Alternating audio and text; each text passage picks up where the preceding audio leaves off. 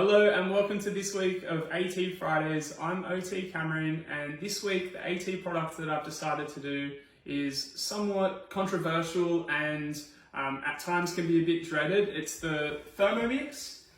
So we were lucky to inherit one recently, and it's an older model, the TM5 that we have.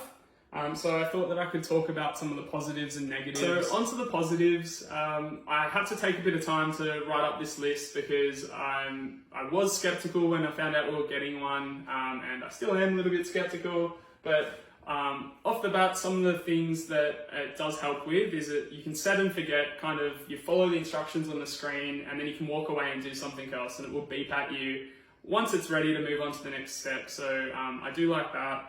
You can chuck it in the dishwasher, which is also easy. On some of the newer models, they can send you shopping lists for the meals that you've selected for the week, which is definitely a bonus. And probably finally, I like that it's got electronic scales inside, so it will tell you just how much to chuck in there.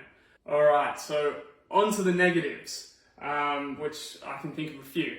Number one, the glaring issue is the price. It costs for the TM6, it's about $2,500 plus all the attachments costs. You need to buy them individually.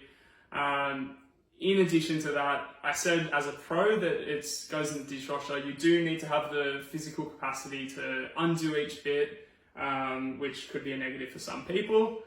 Another negative I would say is that it's very noisy. Like super noisy, even if you're in another room or a part of the house. Time is another thing. Also, I said that was a positive, but realistically, it probably takes the same amount of time as if you were to prepare a meal in the oven or on the stovetop.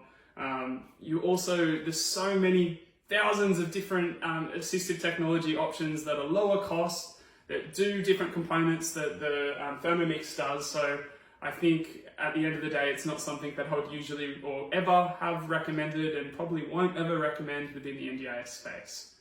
The meals are tasty though. All right, to sum things up for the video, I guess the biggest bugbear that I have with the Thermomix is that although I've used it multiple times, I feel like I've not actually learned anything while using it. I always need to reference the cookbook and follow each step as it's yelling at me, whereas if I'm cooking on a traditional meal, there's things that I've picked up that I just remember how to do really easily. So maybe that's just me, but I find that it's not very intuitive in that sense. So I'm going to get my wife to, she's going to prepare vegetable stock so you can see some of the steps and what I'm talking about of actually using the device.